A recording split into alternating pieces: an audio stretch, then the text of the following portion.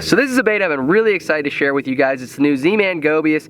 I had the pleasure of releasing this bait at iCast and actually had the pleasure of going to Lake St. Clair to shoot a wired to fish video, which hopefully you guys will see soon. I'm really excited about it, but I really want to break it down because there's a lot of things that people have been saying about it as far as some of the body features and how it looks exactly like a mega bass dark sleeper. And so I'm going to break all of that down right now. So I think the first thing we'll talk about is the elephant in the room, and yes, it does look a lot like a mega bass dark sleeper. I'm not going to deny that one bit. I'm not going to say maybe the idea of this bait didn't come from a dark sleeper, but that's part of the industry we live in. But what I do want to talk about is some of the features that make it differentiate from a dark sleeper and some of the great characteristics that it's taken from a dark sleeper to make it the great little bait that it is. And so the first thing that I want to talk about is they shrunk the body. So a dark sleeper had a bulkier profile. On this body, it's thinner, it's more streamlined, and it looks more like a sculpin, looks more like a darter, looks more like a goby, which is what it was designed after. And so with that sleeker, thinner body, it just does a better representation of it. And honestly, the biggest thing for me that differentiates the two is that ElasTech, dude. That ElasTech really changes the game. It really creates just a more durable body, and it gives it more movement in the water. Because honestly, I threw dark sleepers for a really long time, and I can't tell you how many times I would skip it under a dock, or I'd be fishing it through a rocky patch and a perch or a bluegill would eat the tip of the tail right off. That takes the entire swimming action away from it, and it would just piss me right off, right? It takes the whole, whatever those things are, $7 a bait, and you throw it right out the window because you can't use it anymore. So that was the biggest thing that as soon as I saw that, I was like, I am 100% sold, because I've caught so many big smallmouth on a dark sleeper that when I saw I could actually get away with throwing it around perch, I was all in. So one of the cool things about this bait is it has a pretty big hook built into it. You know, they upsize the hook on there, and so what that allows you to do is that allows you to throw it on bait casting gear better. If you wanted to, if you'd like to throw it on a finesse jig rod, it does it really well. I still really like throwing it on a spinning rod. I feel like my hookups are a little bit better because I have a smoother drag system and it doesn't pull the bait out of the fish's mouth nearly as often. But it does have a bigger hook to hold on to those smallmouth better when they're going crazy, when they're doing jumps, when they're digging like crazy like we know them to do. And so that's one big benefit to this bait. Some of the other benefits that this bait has relies in some of these other defining characteristics. So one of my favorite colors is this green pumpkin purple, and one of the things that I really like to do to these baits is they come with great action out of the package because of that ElasTech. But what I like to do is this fin on the back right here, I actually take and cut that off. So I'll do that right now. As I actually just take a pair of scissors, and it actually works out pretty good. You just lay it right along the tail and cut that fin right off, because now what it does is it gives that tail more movement underneath the water. And then I also take and cut this fin on the bottom right here, so you can see that fin on the bottom right there. I actually take and cut that off as well because it gives that tail a little bit more movement. Just like that. So I cut those fins off, and that's actually going to see, you'll see underwater here in a second where it actually gives that more movement. So probably one of the coolest designs about this bait is that the whole body is entirely rubber, right? And you're saying, well, there's a lot of other baits like that, right?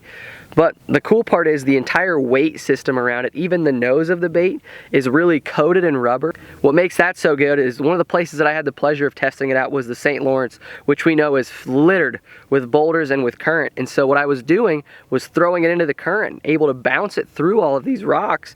And because there's extra plastic built into the nose of this bait, it literally acted like a bouncy ball and would just bounce through all the cover and stay perfectly clean.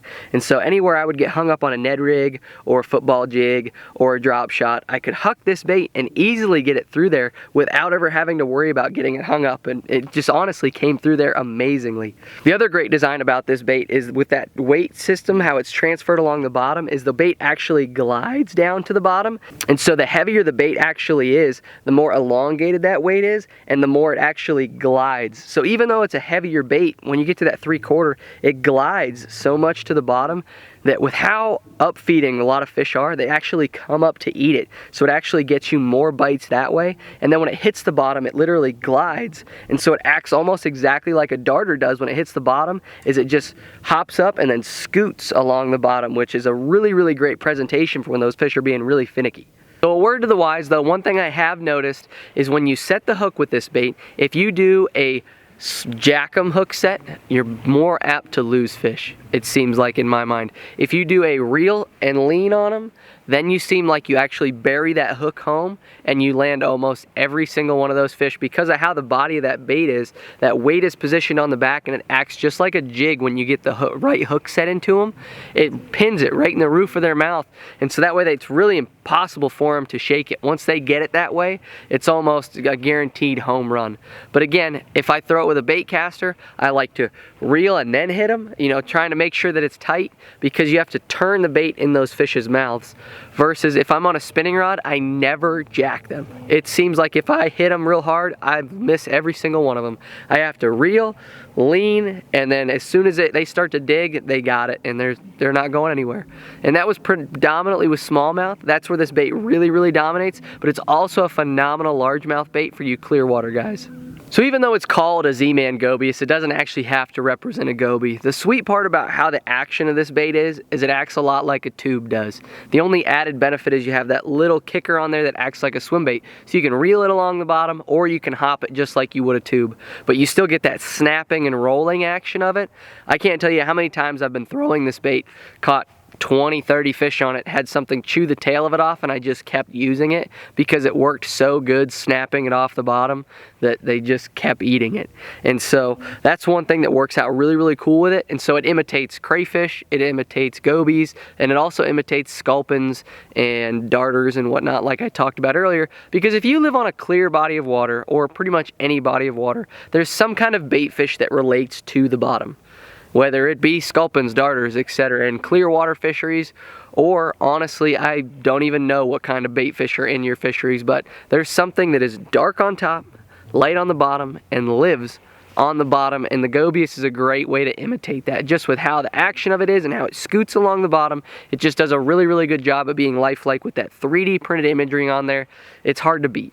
So needless to say, this is a bait that's going to be in my arsenal for a while. Up here I'll have a video linked on other baits that never seem to go out of style and have been in major tournaments all over the country for years and years. So if you're looking for more baits to try out, be sure to check that video out, because I break down a bunch of new baits that you're going to want to try out. But thank you guys so much for watching. God bless, and I hope to see you guys in the next video.